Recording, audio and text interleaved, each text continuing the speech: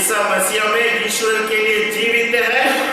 जब हम दुनिया के लिए मर चुके हैं, पाप के लिए मर चुके हैं, उन सभी चीजें जो हमें ईश्वर के राज्य में जाने से बाधा करते हैं, उन सभी चीजों के लिए हम मर चुके हैं। सिर्फ हम ईश्वर के लिए जीवित है, और इसलिए जीवित लोग जैसा हम जीकर प्रभु के लिए अपना जीवन में पहला स्थान देना है।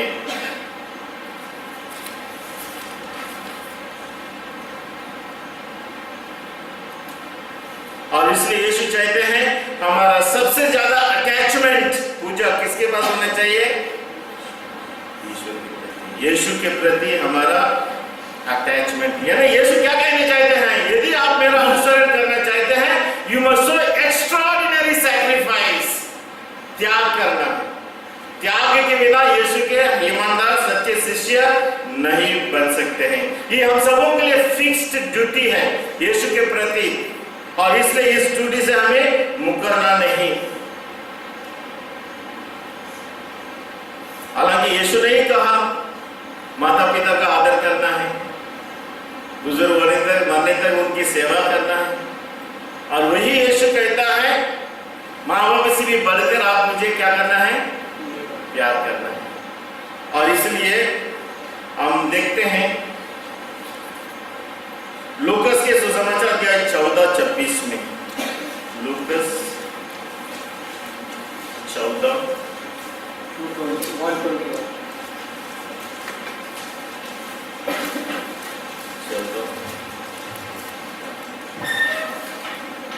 26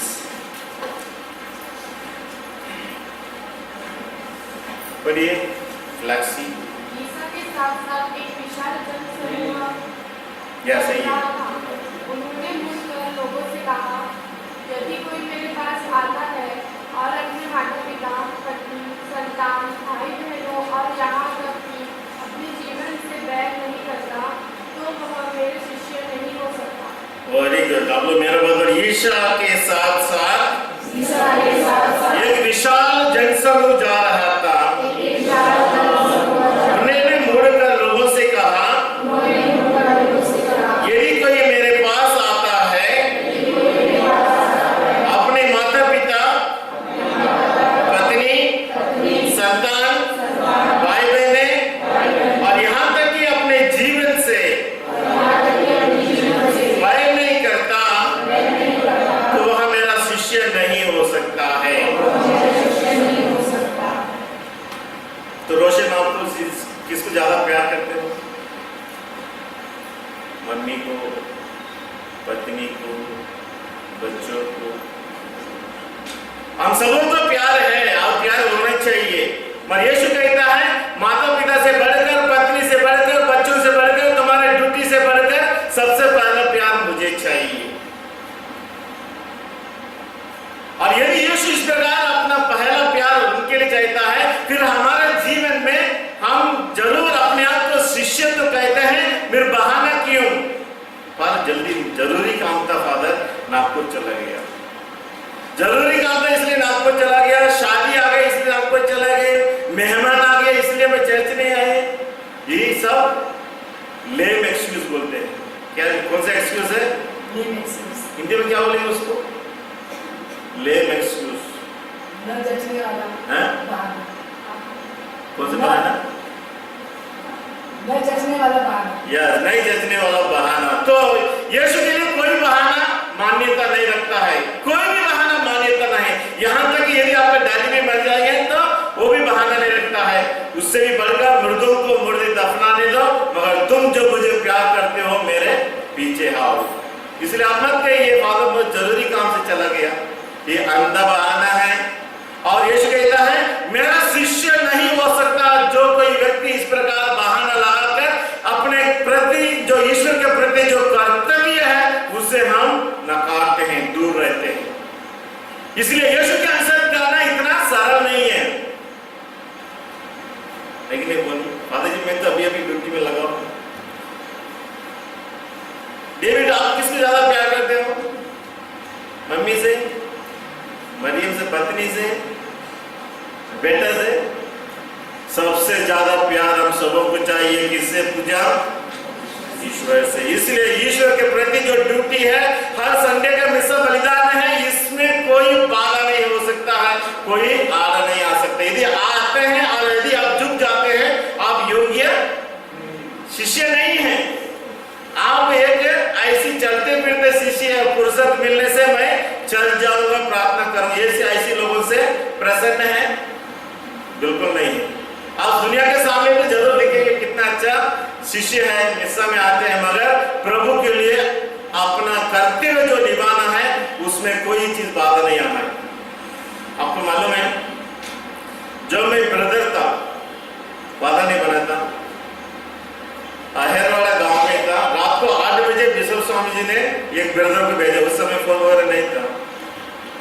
8 बजे ब्रदर आया बोलने के लिए, वो बता रहा है हम सब खाना खाने के लिए ऐसे तैयारी कर रहे थे, पूड़ी, अभी याद है मुझे, पूड़ी और आलू की बात। तो खाना खाने तक मैं चुप रहा, अच्छे से खाना खाए, बाद में बोलता है आपका ब्रदर बहुत सीरियस है, बिशप स्वामी ने भेजा आपको 11 बजे, रात को 11 बजे बसता। मैं बोला नहीं, मैंने किया। एक हफ्ते के बाद वो मर गया, फाइन। इसके बाद मैं फादर बना, 2-3 साल हुआ, मेरा पिताजी बहुत सीरियस है कि खबर आई, मैंने किया। एक हफ्ते के बाद वो भी मर गया। बाद में मेरा मम्मी की पारी आई, बहुत से हॉस्पिटल वगैरह घुमाए, बाद में खबर आई मम्मी बहुत सीरियस है, आपको आना है। मैं नहीं, क्योंकि मैं समर्पित हुआ हूं, ना मृदम के लिए मेरे पास समय है, ना अपने घर वालों के लिए। मैंने सब कुछ त्याग दिया है। मेरा रिश्ता मेरे प्रभु से है, मेरे लोगों से है।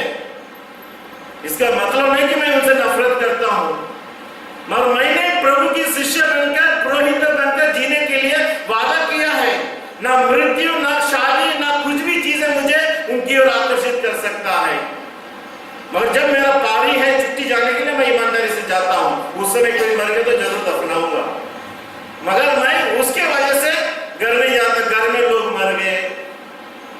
फिर मेरा शिष्य बनकर जीने का वचन कहता है मुर्दों को मुर्दे दफनाने दो, तुम जो यीशु को प्यार करते हो मेरा अनुसरण करो। प्रभु का वचन मेरे जीवन में पूरा होना चाहिए। इसलिए मैं कह सकता हूं हिम्मत के साथ, प्रभु मैंने आपके वचन को मेरे जीवन में पूरा किया है। हालांकि मां मेरे लिए बहुत प्यारी है, पापा क्यों नहीं, भैया भी, बस सबों के एक दिन जाना है। मृत्यु से भी बढ़कर, मेरा भाई बहन से भी बढ़कर मेरा रिश्ता मेरे प्रभु से है। मैंने जीवन को अर्पित किया है, और उसी प्रकार आप भी प्रभु की शिष्य बनकर जीने के लिए ईश्वर ने बुलाया है। यहाँ वचन कहता है एक बहुत बड़ा समूह है, लोग चल रहे थे और लोगों से यीशु कहता है, सिर्फ फादर सिस्टर बनने वालों से नहीं, लोगों से कहा यदि कोई मेरे पास आना चाहता है, अपने माता पिता, पत्नी, बच्चे, सब कुछ को त्यागना है। क्या करो? और जब प्रभु की ड्यूटी आती है, माता पिता सामने नहीं आते। क्या मेरे जीवन में इस प्रकार प्रभु के प्रति समर्पित शिष्य जीने के लिए मैं प्रयास करता हूं, या मैं समय मिलने पर चर्च जाऊंगा? कोई भी मर गया मैं दफन में जा रहा हूं, कोई मेहमान आ गया चर्च नहीं, कोई रिश्तेदार आ गया चर्च नहीं, बाजार करना है सब चर्च नहीं। ये किस प्रकार की शिष्य के जीवन है? और इसलिए यीशु कहता है यदि आप सुयोग्य शिष्य बनकर मेरा अनुसरण करना चाहता है, आपको त्यागना है। क्रिस्तीय जीवन में त्याग महत्व रखता है। Without sacrifice there is no Christian life. Without sacrifice हम प्रभु के शिष्य बनकर जीना असंभव है। हम अपने आप को धोखा दे रहे हैं। यीशु कहता है सबों को प्यार करो, मगर जब प्रभु की संबंधी बातों में ड्यूटी काम करने की बात आती है, प्रभु पहला स्थान रखता है। मैं अपने बात में जाऊं ना, शादी 1 घंटे में तो खत्म नहीं होती। तो वैसा हमारा क्रिश्चियन जीवन में शिष्य बनकर जीने में इतना ढीलापन, प्रभु यीशु का हम योग्य शिष्य कैसे जी सकते हैं?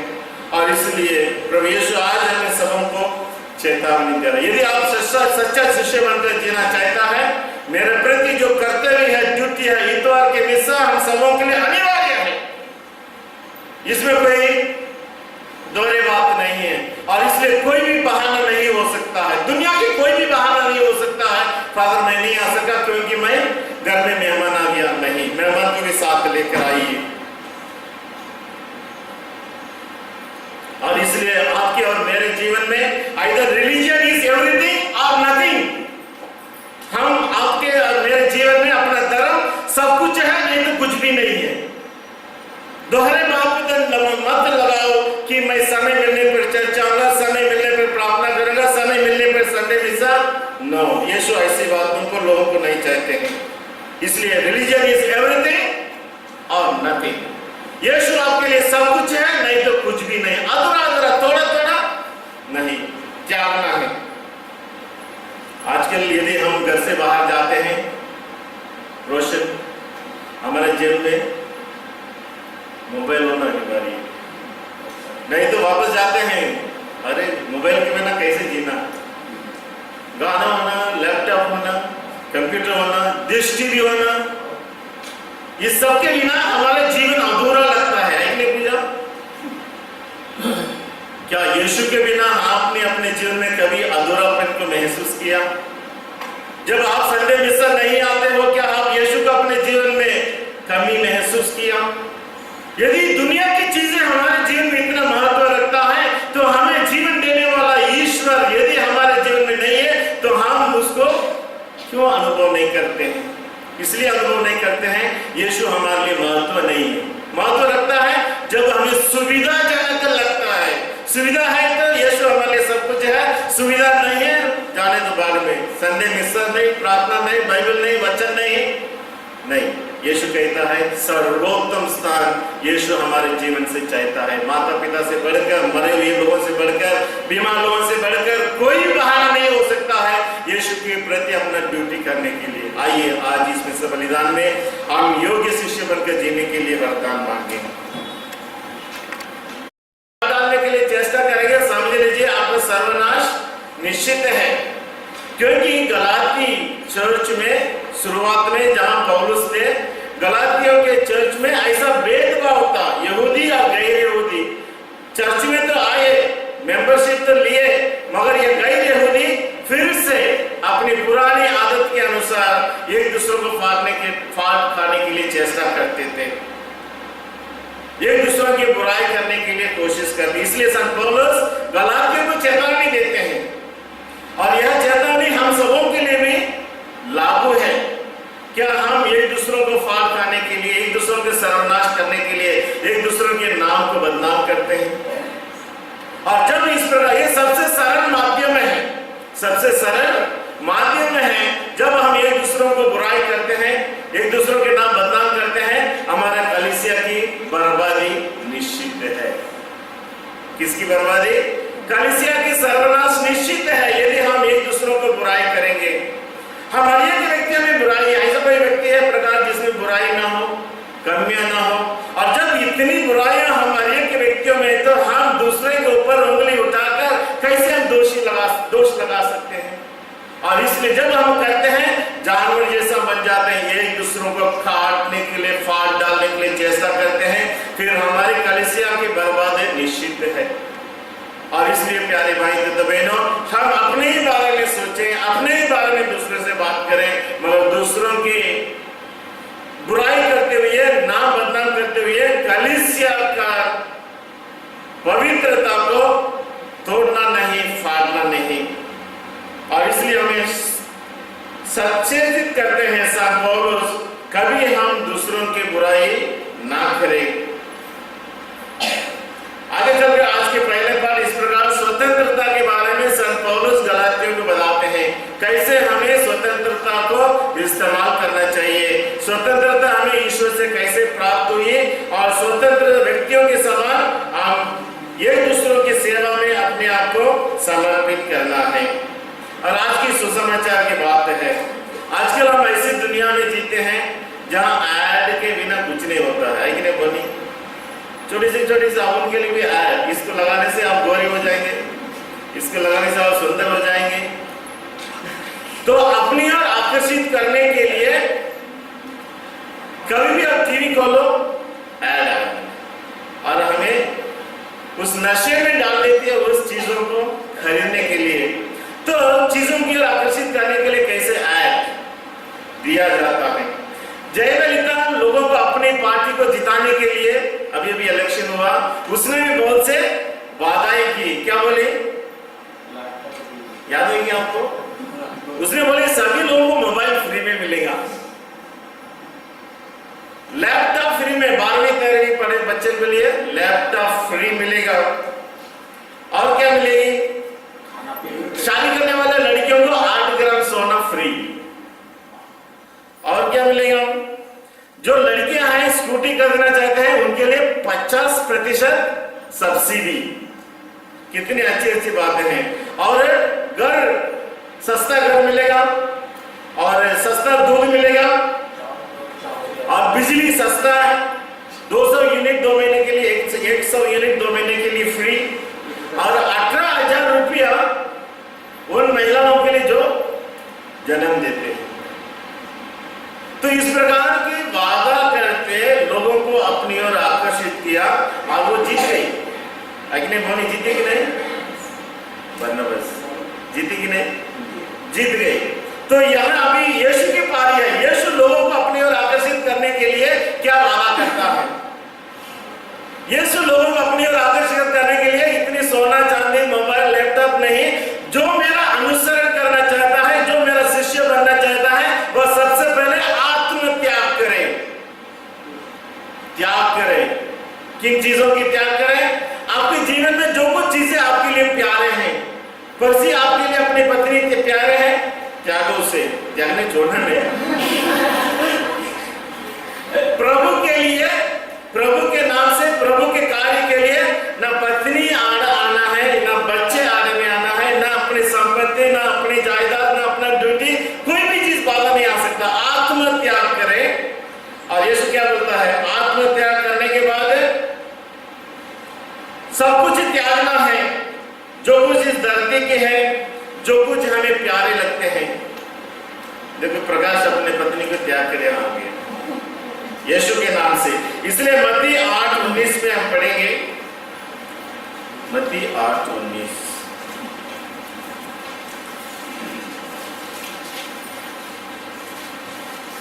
मत्ती 8:19। मसीहा हमसे क्या क्या बातों को त्यागने के लिए, छोड़ने के लिए।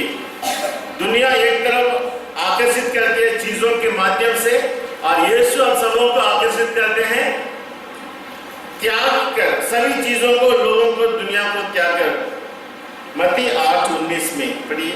उसी समय एक शास्त्री आकर ईसा से बोला, गुरुवर, आप जहाँ कहीं भी जाएंगे मैं आपके पीछे पीछे चलूंगा।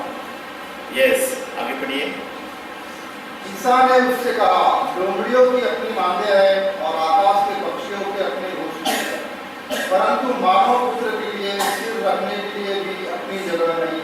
हम लोग बोलिए। एक शास्त्री आकर ईसा से बोला, गुरुवर, आप जहाँ कहीं भी जाएंगे मैं आपके पीछे पीछे चलूंगा। ईसा ने उससे कहा, लोमड़ियों को अपने मांदे हैं और आकाश के पक्षियों के अपने घोंसले, परंतु मानव पुत्र के लिए सिर रखने को भी अपना जगह नहीं है। शायद यह शास्त्री जल्दीबाजी किया है। उसने चमत्कारों को देखा, रोटी के चमत्कार, अन्य चमत्कार।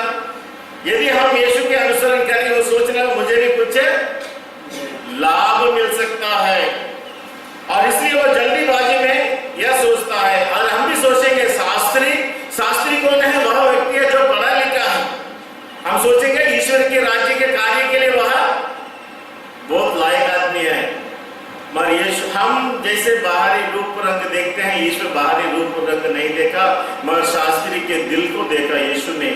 उसके दिल में सच्चा यीशु के अनुसरण करने की नहीं, मगर लालच, कुछ पाने की आशा रखकर आप जहां कहीं भी जाएंगे मैं आपके पीछे आऊंगा और चमत्कार की रोटी मच्छी और खाते रहूंगा। यीशु कहता है, ना मेरे पास सोना है या चांदी है, लोमड़ियों को अपने मांदे हैं और पक्षियों को घोंसले, मानव पुत्र को सर रखने के लिए भी जगह नहीं। यीशु क्या कहते हैं, मैं गरीबी हूं, यदि आप मेरे पीछे आएंगे तो आपको कुछ नहीं मिलने वाला है।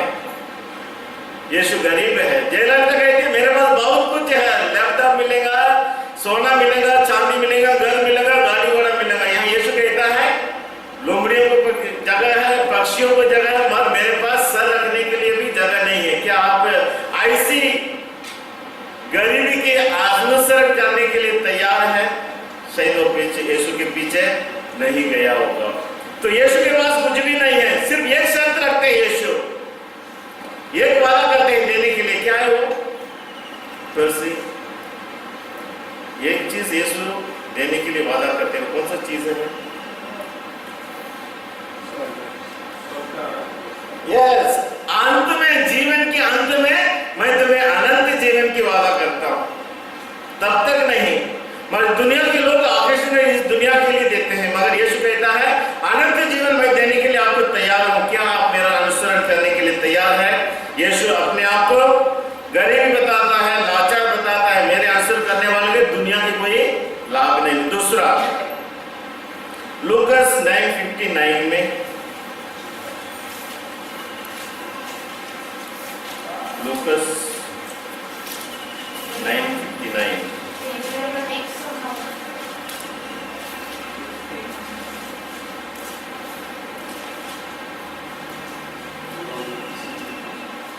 59 में क्या है? बरनबास को मिला क्या? लूकास 9:59 उन्होंने किसी दूसरे से कहा, मेरे पीछे चले आओ। परंतु उसने उत्तर दिया, प्रभु, मुझे अपने पिता को दफनाने के लिए जाने दीजिए। ईसा ने उनसे कहा, मुर्दों को अपने मुर्दे दफनाने दो, तुम जाकर ईश्वर के राज्य का प्रचार करो। अब लोग मेरा बात बोलिए। दूसरे से यीशु ने कहा, मेरे पीछे चले आओ। परंतु उसने उत्तर दिया, प्रभु, मुझे पहले अपने पिता को दफनाने के लिए जाने दीजिए।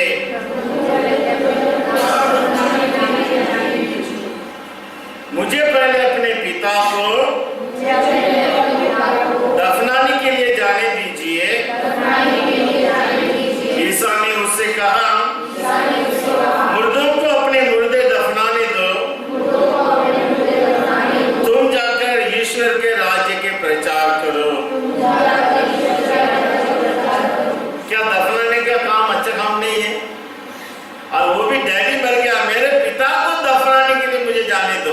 पहला शास्त्री तो तुरंत जल्दीबाजी में कहा, मैं तैयार हूं आपके पीछे करने के लिए। मगर यह व्यक्ति कहता है, तो सोच के दिला कहता है, मैं अपने पिताजी को दफनाने दो और फिर आकर मैं आपका अनुसरण करूंगा। ये सही बोला कि गलत है? पूजा, क्यों पापा को दफनाना नहीं? ईश्वर को पहला स्थान देना है। सबसे सर्वोत्तम काम है हर बेटे के लिए अपने पिताजी को दफनाना, आग लगाना, जो भी करते हैं। पर यीशु कहता है, मुर्दों को मुर्दे दफनाने दो, तुम आकर मेरा अनुसरण करो। यीशु क्या कहना चाहते हैं? मुर्दे वे लोग हैं, जैसे कि मुर्दे वे लोग हैं जो कब्र में हैं, रूबी कब्र में है, वो कोई मरे हुए लोग हैं। और उस कब्र के आजू बाजू में आप कितना भी नाच गान करें, आप कितना भी सुंदर पहने, उनको कोई असर होता क्या? कोई वो मर चुके हैं। और यीशु हमें यही बताना चाहते हैं, हमारा ईश्वर, हमारे धर्म, हमारी प्रार्थना, हमारे वचन, हमारा मिस्सा बलिदान इतनी सुंदर है, इतनी महत्वपूर्ण है, हम मरे हुए लोगों के जैसा उसको अनदेखा करते हैं। वे मरे हुए लोग हैं, वे मुर्दे हैं जो ईश्वर के लिए, ईश्वर की महिमा को, ईश्वर के प्रवचन को महत्व नहीं देते हैं। जैसे कब्र में सोए हुए लोगों को आप कितना भी सुंदर नाच गान करें, कुछ लाभ नहीं होता। वैसा हम जब ईश्वर संबंधी बातों में रुचि नहीं दिखाते हैं, हम मुर्दे बन जाते हैं, हम ईश्वर के लिए मुर्दे हैं। हम जीवित लाश है, घूमते फिरते जीवित लाश है, क्योंकि ईश्वर, क्रूस, प्रार्थना, मिसा बलिदान इतनी महत्वपूर्ण बात है। आप इसको अनदेखा करते हो कब्र में सोए हुए लोगों के सही सब। और इसलिए यीशु कहते हैं मुर्दे मुर्दे को दफनाने दो। जो लोग ईश्वर संबंधी बातों में रुचि नहीं रखते हैं उनको जाने दो मरना दफनाने के लिए, मगर आप जो मुझ में रुचि रखते हो, ईश्वर के राज्य के लिए रुचि रखते हो, मिसा बलिदान के लिए रुचि रखते हो, आप प्रार्थना के लिए, वचन के लिए रुचि रखते हो, तुम मेरे पास आओ, मेरे कार्य में सहभागी हो जाओ। अभी प्रश्न उठता है क्या मैं मुर्दा हूं या जिंदा हूं?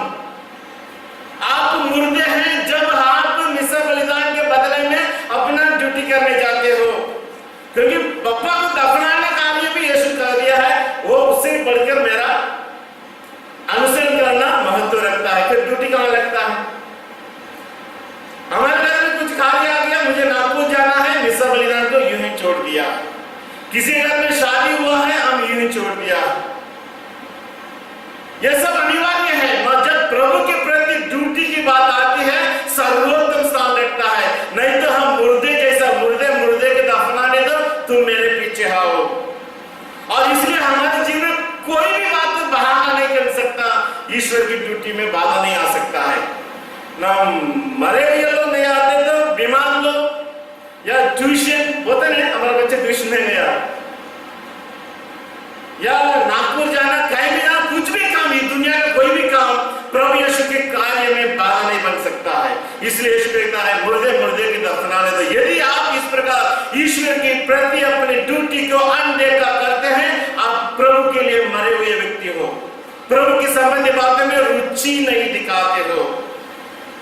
और इसलिए जैसे मैंने पिछले हफ्ते भी कहा, ईश्वर संबंधी बातें हमारे लिए पुरुषत्व का काम नहीं, ईश्वर संबंधी बातें हमारे लिए पुरुषत्व का काम नहीं, सर्वोत्तम पहला महत्व रखता है। और इसलिए आप मत बोलिए, आप पिछले हफ्ते मिस नहीं आया, घर में कोई मेहमान आ गया। जब मरे हुए व्यक्ति प्रभु के लिए महत्व नहीं रखता है, ड्यूटी आने से हम पहला उसको स्थान देना है। मेहमान काम के लगते हैं, मेहमान को भी आप चर्च लेकर आए ना, जैसे रोशन ने पूरे मेहमान को चर्च में लेकर आए। यस, यदि कोई भी मेहमान क्यों ना हो, हमारा काम क्यों ना हो, जो भी बातें ईश्वर संबंधी बातों में हमें आड़ा डालता है, रुकावट डालता है, वह ईश्वर के शिष्य होने के लिए लायक नहीं। सर्वोत्तम दान, इसलिए यीशु कहता है मुर्दों को मुर्दे दफनाने, तुम मेरे पीछे आओ। और इसलिए हम सबों को मुर्दों जैसा नहीं, अपने जीवन में ईश्वर के लिए पहला स्थान देकर अपना क्रिस्तीय जीवन जीना। बहुत सी बातें आएंगी, है कि नहीं? बरनबास, पिछले हफ्ते बहुत बरनबास, कल शनिवार आया तो कल मिसे आएंगे ना, नहीं फादर कोई मैयत हो गया, मैयत हो गया, गया है मैयत में आप, यदि आप मिसा बलिदान में भाग ले रहे तो फाइन। यदि मैयत के नाम से आप प्रभु यीशु के प्रति जो ड्यूटी है, जवाबदारी है, उसे नहीं निभाते हैं, योग्य शिष्य नहीं है, अयोग्य शिष्य है। इसलिए दुनिया की कोई भी चीजें क्यों ना हो, कोई लोग क्यों ना हो, कोई भी घटना क्यों ना हो, ईश्वर के लिए सबसे पहला स्थान देना चाहिए, तभी हम योग्य शिष्य बनकर अपना जीवन जी सकते हैं। इसलिए संत पौलुस हमें बताते हैं रोमी 6:11 में, रोमी 6:11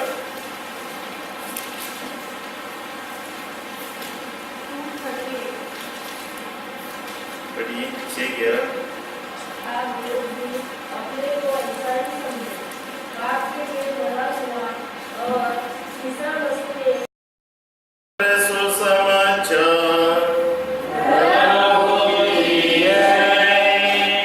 अध्याय 9 वचन 51 से।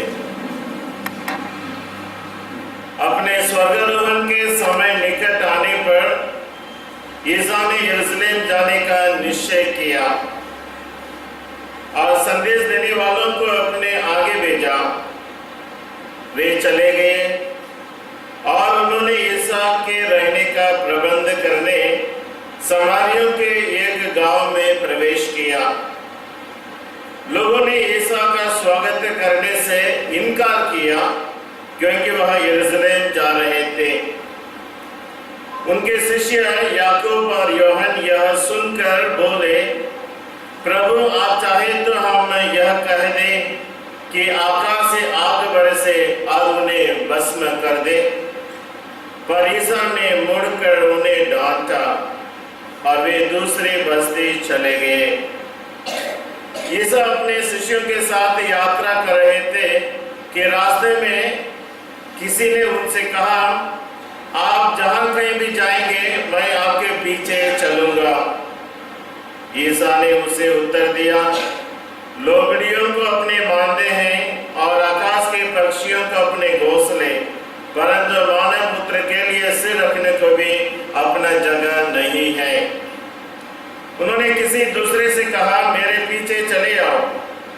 परंतु उसने उत्तर दिया, प्रभु मुझे पहले अपने पिता को दफनाने के लिए जाने दीजिए।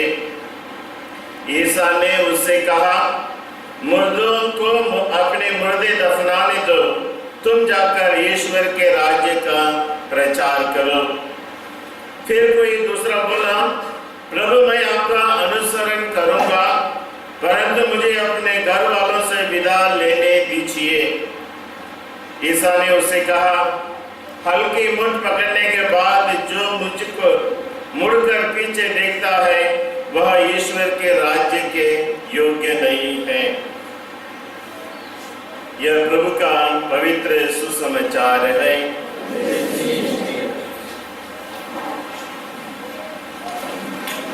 क्रिस्त में मेरे प्यारे भाई तथा बहनों, चेन्नई मेड्रास में एक लड़का अपने बिशप स्वामी जी को चिट्ठी लिखता है, बिशप स्वामी जी मैं फादर बनना चाहता हूं, मुझे ऐसी धर्म प्रांत भेजिए जहां पुरोहितों की कमी है। बिशप स्वामी ने जवाब दिया, आप हमारे धर्म प्रांत में चेन्नई में काम कर सकते हैं और कहीं दूर जाने की जरूरत नहीं। फिर लड़के ने फिर से दूसरा चिट्ठी भेजा, बिशप स्वामी जी मैं ऐसी लोगों के बीच में काम करना चाहता हूं जो गांव में रहते हैं, छोटे जगह में रहते हैं। और फिर बिशप स्वामी ने उसे चिट्ठी दिया, ऐसी जगह ऐसी मौका आपको बहुत मिलेगी और इसमें दूर जाने की जरूरत नहीं। तो लड़का तुरंत अपने पेटी बिस्तरा बांध लेता है, जाने के लिए तैयार हो जाता है। मगर उसका बड़े भाई बहुत बीमार है, सीरियस है। डॉक्टरों ने उसको वचन दे दिया कि तुम 3-4 दिन के मेहमान हैं और चले जाओगे अपना देश।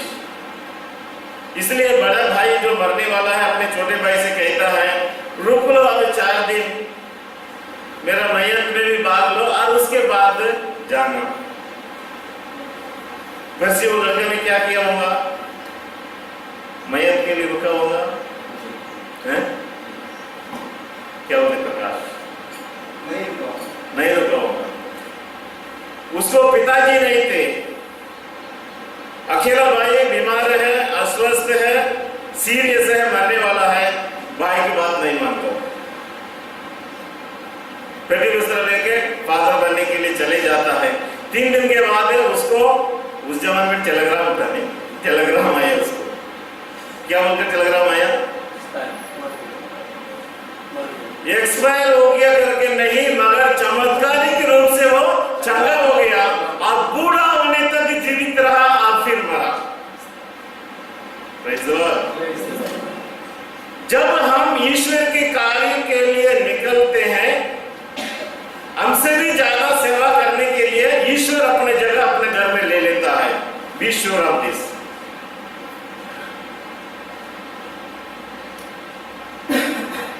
जहां प्रभु की बात आते हैं, जैसे आज के सुसमाचार में हमने सुना, क्या हम अपने पारिवारिक रिश्ते से बंधन में हैं या हम आजाद हैं?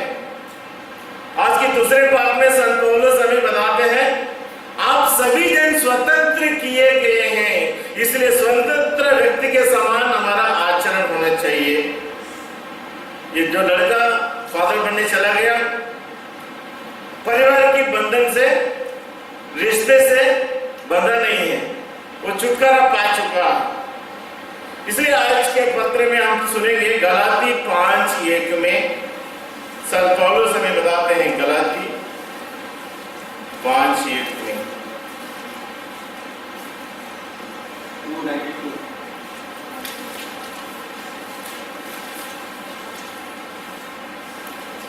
गलाती 5:1 में जोर से पढ़ने का पढ़िए। मसीह ने स्वतंत्र बनने रहने के लिए ही हमें स्वतंत्र बनाया, इसलिए आप लोग दृढ़ रहे और फिर दास्ता के जुए में नहीं टूटे। अब बोलिए, मसीह ने स्वतंत्र बने रहने के लिए ही हमें स्वतंत्र बनाया है, इसलिए आप लोग दृढ़ रहे और फिर दास्ता के जुए में नहीं जुटे। तो मसीहा हम सबों के लिए स्वतंत्र देने वाला बनते हैं जब वह हमारे लिए क्रूस पर मरते हैं।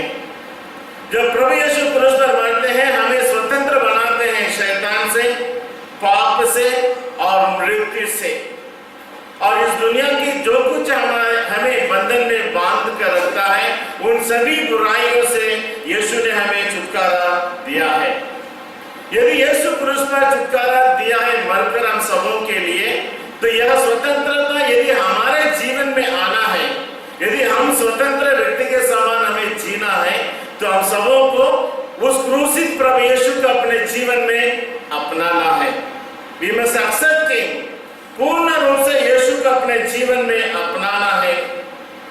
और यदि प्रभु यीशु इस प्रकार पूर्ण रूप से हमारे जीवन का मालिक है, फिर हमारे जीवन में कोई गुलामी आदतें नहीं होंगी, गुलामी रिश्ते नहीं होंगी, क्योंकि जब तक हम उसे अपनाएंगे नहीं और हमारे जीवन की हर घटनाओं में यीशु को हम शामिल नहीं करेंगे, तो प्रभु यीशु हमारा मुक्तिदाता, स्वतंत्र देने वाला नहीं बन सकता है।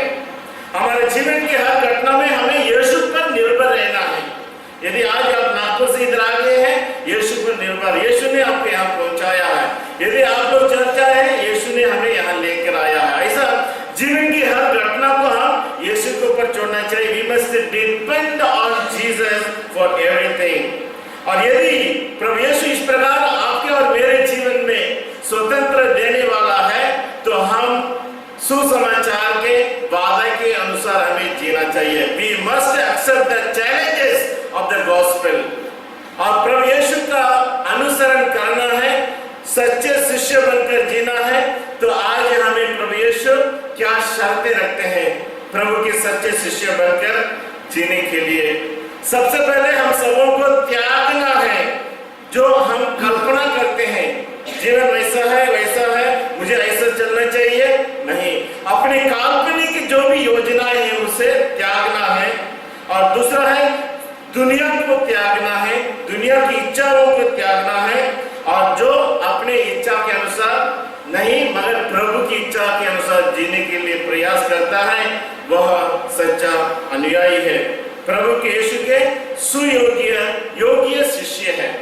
नहीं तो हम अयोग्य शिष्य बन जाएंगे। इसलिए गलाती 5:13 में संत पौलुस हमें बताते हैं, 5:13 में वही अध्याय में जो पढ़े आप लोगों ने, 5:13 पढ़िए। भाइयों, आप जानते हैं कि आप लोग स्वतंत्र होने के लिए बुलाए गए हैं। आप सावधान रहें, नहीं तो यह स्वतंत्रता भोग विलास का कारण बन जाएगी। आप लोग बोलिए, भाइयों, बहने को नहीं छोड़ना चाहिए। भाइयों तथा बहनों, आप जानते हैं कि आप लोग स्वतंत्र होने के लिए बुलाए गए हैं। आप सावधान रहे, नहीं तो यह स्वतंत्रता भोग विलास का कारण बन जाएगी। तो यीशु ने हमें स्वतंत्र बनाया है पाप से, हर प्रकार के रीति रिवाज से, और इसलिए हम और स्वतंत्रता जो यीशु ने हमें दिया है भोग विलास का कारण नहीं बनना चाहिए, खाने पीने के स्वतंत्र नहीं बनना चाहिए। मैं बना रहा हूं, मैं बना रहा हूं, मैं खा रहा हूं, मैं कमा रहा हूं, इसलिए मैं जो चाहता हूं वह कर सकता हूं, ये गलत बात है। शिष्यों के लिए यह योग्य नहीं है। क्यों? क्योंकि स्वतंत्रता जो ईश्वर ने आपको दिया है भोग विलास का कारण ना बने। ईश्वर यह नहीं चाहता कि हम खा पी कर हम अपने जीवन को बर्बाद करें, भोग विलास का कारण ना बने। और इसलिए हम हर एक व्यक्ति सुयोग्य शिष्य के समान अपनी स्वतंत्रता को योग्य रीति से उपयोग करते हुए हमें जीवन जीना है। और योग्य रीति से सुसमाचार के अनुसार हम योग्य शिष्य के जीवन तब जीते हैं जब हम प्यार से प्रेरित होकर एक दूसरों की सेवा में आगे बढ़ते हैं, ना कि एक दूसरों के जीवन में बाधा बनना है, रुकावट बनना है। और जब हम प्यार से प्रेरित होकर एक दूसरों की सेवा करते हैं, this is the will of God, यह प्रभु की इच्छा है और सुसमाचार के वचन के अनुसार है। मगर हम एक दूसरों की सेवा करने के बदले में, एक दूसरों की अच्छाइयों को देखने के बदले में हम क्या करते हैं? अपनी स्वतंत्रता को गलत इस्तेमाल करते हैं। कैसे? जब हम एक दूसरों की बुराई करते हैं, जब हम एक दूसरों के साथ तीसरे व्यक्ति के बारे में चर्चा करते हैं। आप अपने ही बारे में क्यों नहीं बताते? आज मेरे घर में ऐसा झगड़ा हुआ, लड़ाई हुआ, हमने ऐसा खाए पिए, मगर अपने घर की बातों को हम बराबर छुपा कर रखते हैं। मगर तीसरे व्यक्तियों को बातों को ना हमने सुना है ना देखा है, तीसरे चौथे व्यक्ति से सुनकर और पांचों व्यक्ति को बताने में बड़ा आनंद लेते हैं। ये स्वतंत्रता का दुरुपयोग है। और इसलिए वचन कहता है स्वतंत्रता जो आपको दी गई है या भोग विलास या दूसरों के बदनाम करने की नहीं, मगर हम सुसमाचार के लायक जीवन जीते हुए एक दूसरों की भलाई के लिए, एक दूसरों की उन्नति के लिए हमें कार्य करना चाहिए। जहां सच्चा प्यार है वहां कार्य करने के लिए कोई रुकावट नहीं है। जहां प्यार के अभाव में हमें बहुत दर्द होता है सेवा करने के लिए, काम करने के लिए। जहां सच्चा प्यार है वहां सेवा यूं ही होती है। इसलिए संत पेतरुस अपने पहले पत्र 2:16 में हमें बताते हैं, पहला पेतरुस 2:16, पेज नंबर 362, पहला पेतरुस 2:16। आप लोग स्वतंत्र व्यक्तियों की तरह आचरण करें, क्योंकि स्वतंत्रता की आड़ में बुराई न करें, बल्कि ईश्वर के दासों की तरह आचरण करें। बहुत सुंदर वचन, आप लोग मेरा बात बोलिए। आप लोग स्वतंत्र व्यक्तियों की तरह आचरण करें, किंतु स्वतंत्रता की आड़ में बुराई न करें, बल्कि ईश्वर के दासों की तरह हमें आचरण करना चाहिए। तो संत पौलुस हमें बताते हैं हम अपने आप को यह ना सोचे कि हम दास हैं, क्योंकि हम स्वतंत्र किए गए हैं।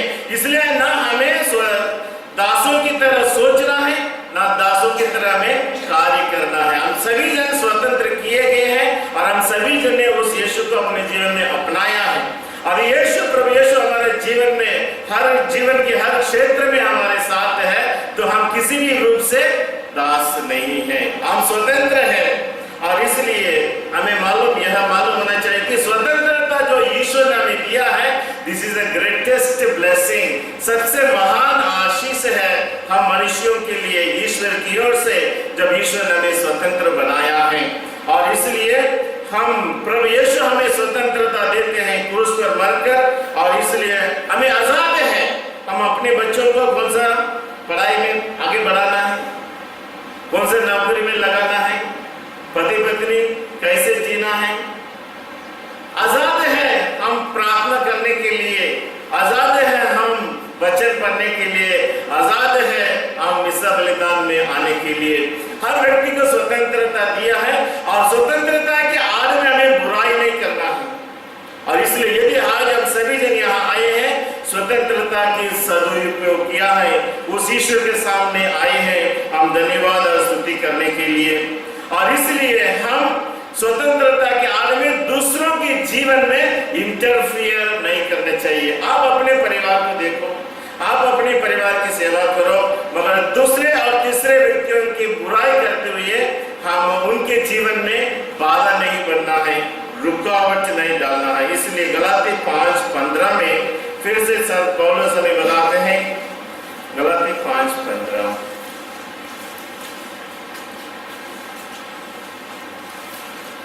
यदि आप लोग एक दूसरे को काटने और फाड़ डालने की चेष्टा करेंगे तो सावधान रहें, कहीं ऐसा ना हो कि आप एक दूसरे का सर्वनाश करें। ये बहुत सुंदर वचन। आप लोग बोलिए, यदि आप लोग एक दूसरे को काटने और फाड़ डालने की चेष्टा करेंगे तो सावधान रहें, कहीं ऐसा ना हो कि आप एक दूसरे का सर्वनाश करें। एक दूसरे को काटना है, फाड़ना है। काटना फाड़ना कौन करते हैं? फिर से तभी हम आत्मा की प्रेरणा के अनुसार चलेंगे और सच्ची स्वतंत्रता का अनुभव करेंगे। गलातियों के नाम से पौलुस का पत्र। आप लोग स्वतंत्र होने के लिए बुलाए गए हैं। मसीह ने स्वतंत्र बने रहने के लिए हमें स्वतंत्र बना दिया है। इसलिए आप लोग दृढ़ रहे और फिर दास्ता के जुए में न जुट जाए। भाइयों, आप जानते हैं कि आप लोग स्वतंत्र होने के लिए बुलाए गए हैं। आप सावधान रहे, नहीं तो यह स्वतंत्रता भोग विलास का कारण बन जाएगी। आप लोग प्रेम से एक दूसरे की सेवा करें, क्योंकि एक ही आज्ञा में समस्त संहिता निहित है, और वह यह है, अपने पड़ोसी को अपने समान प्यार करो। यदि आप लोग एक दूसरे को काटने और फाड़ डालने की चेष्टा करेंगे तो सावधान रहें, कहीं ऐसा ना हो कि आप एक दूसरे का सर्वनाश कर दें। मैं यह कहना चाहता हूँ, आप लोग आत्मा की प्रेरणा के अनुसार चलेंगे तो शरीर की वासनाओं को पूरा नहीं करेंगे। शरीर तो आत्मा के विरुद्ध इच्छा करता है और आत्मा शरीर के विरुद्ध, ये दोनों एक दूसरे की विरोधी हैं। इसलिए आप जो चाहते हैं वही नहीं कर पाते हैं। यदि आप आत्मा की प्रेरणा के अनुसार चलते हैं तो संहिता के अधीन नहीं हैं। यह प्रभु की वाणी है। मैं प्रभु से कहता हूँ, तू ही मेरा ईश्वर है। हे प्रभु, तू मेरा सर्वस्व और मेरा भाग्य है। तेरे ही हाथों में मेरा जीवन है। अनुवाक्य, मैं अपनी परामर्शदाता ईश्वर को धन्य कहूँगा। मेरा अंतःकरण रात को भी मुझे मार्ग दिखाता है। प्रभु सदा मेरी आंखों के सामने रहता है। वह मेरे दाहिने विद्यमान है, इसलिए मैं दृढ़ बना रहता हूँ। अनुवाक्य, मेरा हृदय आनंदित है, मेरी आत्मा प्रफुल्लित है और मेरा शरीर भी सुरक्षित होगा, क्योंकि तू मेरी आत्मा को अधोलोक में नहीं छोड़ेगा। तू अपने भक्त को कब्र में गलने नहीं देगा। अनुवाक्य, तू मुझे जीवन का मार्ग दिखाएगा। तेरे पास रहकर परिपूर्ण आनंद प्राप्त होता है। तेरे दाहिने सदा के लिए सुख शांति है। अनुवाक्य, अर्पित करने के लिए प्रेरित किया। बुलाए जाने पर मनुष्य को एलियस की तरह अपना सांसारिक व्यवसाय छोड़ देना चाहिए। यहाँ एलियस के बुलाए का वर्णन सुनाया जाता है। राजाओं का पहला ग्रंथ। एलियस उठकर एलियस के पीछे बोल दिया। प्रभु ने एलियस से कहा, जाओ और आबेल महोला के निवासी सपाट के पुत्र एलियस का अभिषेक करो, जिससे वह तुम्हारे स्थान पर नबी हो। एलियस वहां से चला गया और उसने सवाट के पुत्र एलियस के पास पहुंचकर उसे हल जोतते हुए पाया। उसने 12 जोड़ी बैल लगा रखे थे और वह स्वयं 12वीं जोड़ी चला रहा था। एलियस ने उसकी बगल से गुजरकर उस पर अपनी चादर डाल दी। एलियस ने अपने बैल जो छोड़कर एलियस के पीछे दौड़ते हुए कहा, मुझे पहले अपने माता पिता का चुंबन करने दीजिए, तब मैं आपके साथ चलूंगा।